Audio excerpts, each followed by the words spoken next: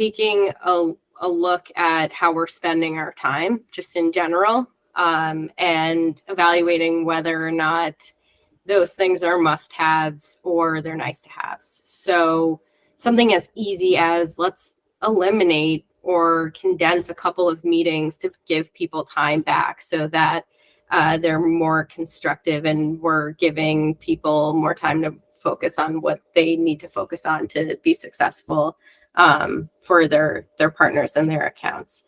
Another one, and so many, this sounds stupid, but so many companies take this type of stuff for granted, putting policies and procedures in place in terms of how you operate internally so that you're ensuring people know exactly what their marching orders are and what the expectations are of them.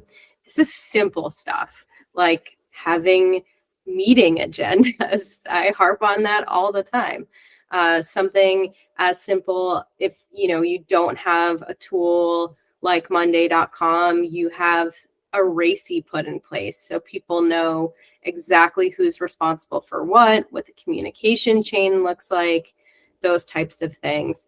And then recording the things that you're doing, not just video recording, but actually putting pen down on paper. You talked a little bit about this, but this is a really morbid way of describing things, and I absolutely hate when people do it, but I'm going to do it myself. If one of our team members was to be hit by a bus, like, do we actually know what they're working on, how they're doing the things that they're doing, and are there SOPs written out so that other people can take over those types of things and know exactly kind of what that workflow looks like?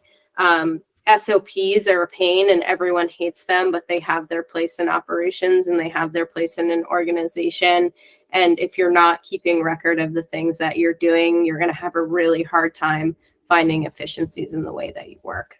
It's one of those things. It's nobody needs virus protection until they get a virus. Right. Right. It's the bus rule is a well-known thing and everybody knows that that's what they should be doing. But like actually taking the time to invest in doing that, never convenient to do because you're taking time outside of what seems like at the time unnecessary to the business because the business is working. The business is running. Why do I need to do this? But then, like you said, it's not just somebody getting hit by a bus. Somebody gets sick for a week. Somebody goes on vacation. You think everything's going to be okay, but they just forgot to say something. Right. Somebody retires. It all kinds of things. And then, boom. I wish I had taken the time to do this earlier on. Because now, instead of you run up into a giant mess, and instead of something taking the half hour or whatever that it was going to take, no big deal. Somebody else can do it because I've got a process in place. Now all of a sudden, it's a week-long scramble to retrace all the steps, collect all the pieces, and then put a poorer version of the output together, so that you can be late on something and possibly damage a relationship with a partner or business or whatever.